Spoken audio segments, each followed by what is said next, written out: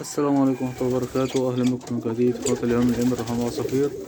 النهاردة إن شاء الله حاجة غريبة كده حصلت مع واحد، قلت أقولها لكم.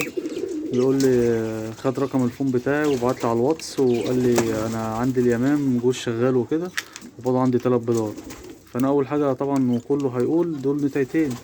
قال لي لأ، المفاجأة بقى اللي هم كانوا ذكر وانتاية، وبيقول لي مطلعين عندي بطنين قبل كده، بس المرة دي طلعوا إيه، 3 بيضات.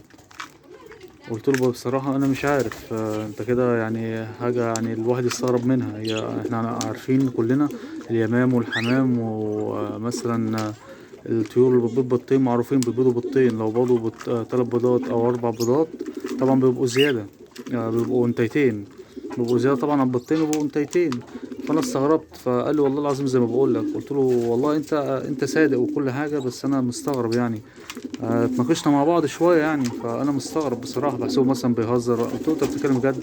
قال لي بصراحة والله بتكلم جد ومش عارف ايه، ودول كانوا شغالين عندي. قلت له ولا أنت لسه جايبهم مثلا وما تعرفش ممكن يكونوا انتيتين؟ قال لأ، دول كانوا شغالين عندي ومطلعين بطنين، وصور لي الزغاليل بتاعتهم وصور لي ال3 بيضات وفعلا وهي قاعدة عليهم. قلت له ما شاء الله، ربنا يزيدك ويبارك له. ويمكن هو كمان بيتفرج على الفيديو، بقول له ربنا يزيدك ويبارك لك فيهم.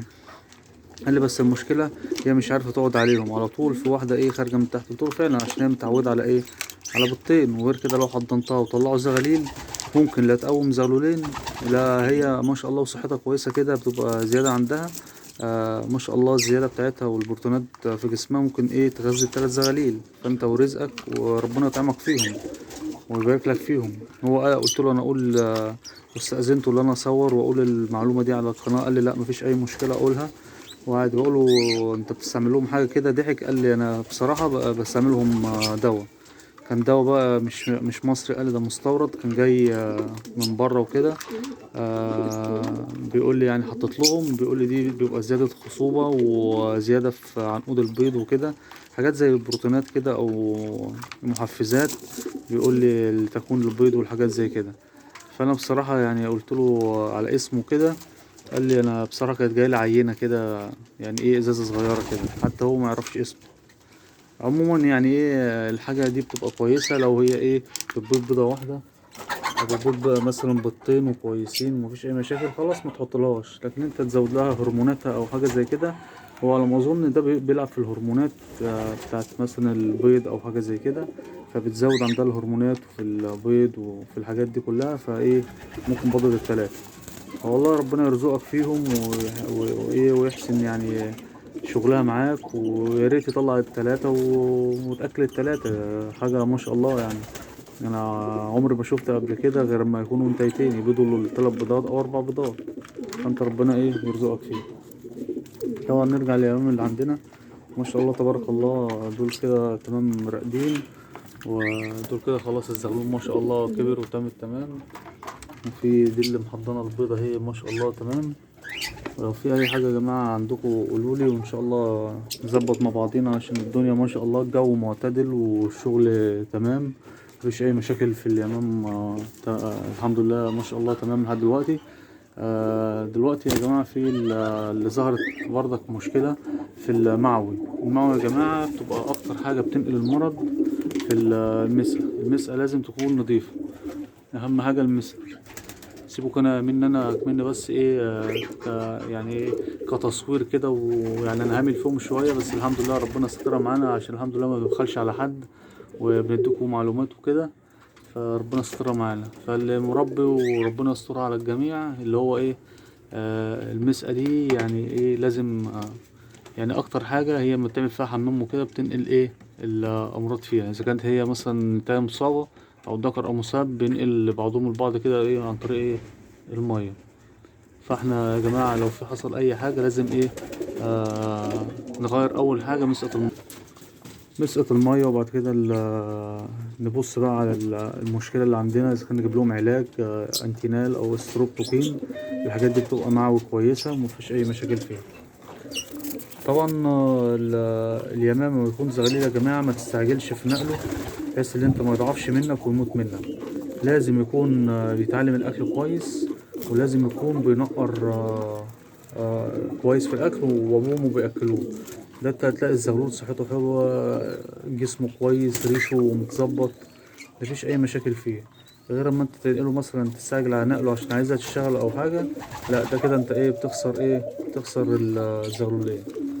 فانت لازم حاجة قدامك كده تضمنها ما شاء الله كويسة، مفيش اي مشاكل، صحتها كويسة، بدأت تاكل لوحدها.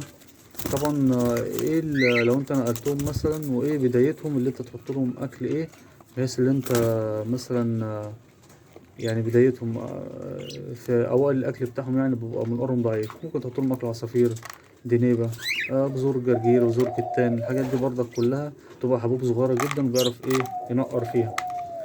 فانت بداية اكلهم لو معرفوش ياكلوا يعني كلفة الحمام والفول والبسلة والذرة والحاجات دي، انت تحط لهم الحاجات زي اكل العصافير، الدنيبة، البلقم، الفلارس، الحاجات زي كده. وبعد كده تبتدي تخشن الاكل بتاعك، تبتدي تحط الكلفة وتبتدي تحط مثلا الفول والحاجات دي. طبعا الحاجات دي مغذية ليهم جدا، تكملهم بروتينات وعناصر غذائية جميلة في جسمهم. تلاقي الفرد صحته كويسة، وتلاقي زي الأخ الفاضي كده باضت عنده 3 بيضات وكده. فاحنا لازم نغذيهم كويس، وتلاقي منهم احلى انتاج، وتلاقي الزغلول بصحه كويسه. بص الزغلول ما شاء الله واقف صحته كويسه، وحقيقته مثلا يتنقل عشان اشوف هو بياكل وبيبلع، نقى كل الدور اللي عاوزه وكله. بس انا مش هستعجل عليه، انا عايزه يكون بصحته كامله متكامله، وانقله اقدر انقله بحيث ان هو يحافظ على نفسه، ولو في وسط مثلا مجموعه يقدر يعافر معاهم، ويقدر ياكل، يقدر يشبع، يقدر يعمل اي حاجه لوحده، يقدر برضك ياكل لوحده ويكفي نفسه، مفيش اي مشاكل فيه. بحيث ان انت تضمنه ويكون قاعد معاك كويس، مفيش مثلا حاجه مرض يخش فيه، برد يأثر معاه كده. طبعا في مثلا في جماعة بيربوا في بلكونات، في البلكونة عامة. واليوم ده كله أكيد متعود على الهواء والشمس والأتربة وكل حاجة، فمتخافش عليه اللي انت تحطه في الأوضة جوه وتخرجه بره. يعني تحطه بالليل في الأوضة وتخرجه الصبح البلكونة. ده أكبر غلط يا جماعة، بحيث اللي هو مثلا لازم تعود على جو واحد، لا اما عندك في الشقه جوه، لا اما مثلا على السلم، لا اما في المدخل، لا اما تعلقه عندك في البلكونه. فالمكان اللي متعود فيه على هواه ما تغيره، ما تحاولش انت تغير ولا تقلقه مكان تاني. بحيث اللي هي انت دلوقتي حاطه في البلكونه، طبعا واخد كل عوامل اليوم وكل عوامل الجو والسقعه والحر والتراب، مرة واحدة تخش تدخله في دفا أوضة يعني أنت قافل على الأوضة ودافى وتمام التمام، تيجي تطلعه الصبح طبعا جسمه دافي، وأنت كده بتأذيه، تلاقي خد لطشة برد، تلاقيه خد برد. في اليمام اللي يستحملوا، في اللي ما يستحملوش. طب ليه أنا أدور على أذى الفرد؟ أنت بتحافظ عليه في نفس الوقت بتحافظ عليه وبتضره. لا لو أنت عايز خايف عليه وتدخله على طول في الأوضة، دخله على طول في الأوضة، مفيش أي مشاكل. عايز تخليه في البلكونة ما تقلقش عليه، هو يستحمل البلكونة وقوي ومفيش أي مشاكل فيه. لكن اللي انت تدخله في فصل الشتاء وتدخله الأوضة وتخرجه تاني، لا ده كده غلط، تاخد برد. وغير كده كمان ال بسم الله الرحمن الرحيم. لو في انت حاطه في البلكونه مثلا في جزء، تلاقي الهواء جاي صاروخ عليه، يعني ما بيعرفش يقف من الهواء اللي فيه، تلاقي ريشه طاير كده والهواء الجديد عليه زي تيار هواء كده بيجيله، غير مكانه. مثلا حط مشمع على الجنب اللي بيجي فيه هواء، حط مثلا فوق مثلا فوق القفص حتة مشمع، حتة قماشة، وحتة الجنب اللي بيخش فيها الهواء، بحيث ان انت تظبط الهواء يكون خفيف شوية جاي عليه. بس لكن اللي انت ما تدخلوش ولا تخرجه، بحيث ان انت ما تأذوش يعني. طبعا في اي سؤال في اي حاجة اكتبولي في تعليق، ان شاء الله نتواصل مع بعض في اي حاجة، نتواصل مع بعض فيها، هنقدر نفيد بعض فيها. طبعا ما تنسوش بقى اللايك والشير والاشتراك في القناة ليوصل كل جديد. وبشكر كل واحد بيدعمنا، وبشكر كل واحد تواصل بصراحة كتير، بنكلم بعض في الواتس وبنشوف حاجات بعض، ويعني صور يمام وأحجام يمام ومفاجآت في اليمام. وكل ده برضك ساعات بنقول معلومة في الفيديو، واستأذن برضك اللي بيورينا أي حاجة أقول لها مثلا فيديو، لو معلومة مثلا غايبة علينا أو في حاجة جديدة بنقولها. طبعا التعليم مفهوش أنانية، مفهوش حاجة، بحيث ان احنا كله يكتسب خبرة وكله يكتسب تعليم. حتى أول حاجة بيبقى ثواب، تاني حاجة بتبقى اللي انت بتبقى كفاءة في الحاجة اللي عندك، ناقصك حاجة. أنا كل يوم أتعلم، يعني كل يوم بتواصل مع برضك ناس جديدة، بقرأ جديد، حاجات كتيرة. كل واحد بيتعلم جديد. فما تنسوش بقى اللايك والشير والاشتراك في القناة ليوصل كل جديد. شكرا ليكم والسلام عليكم ورحمة الله وبركاته.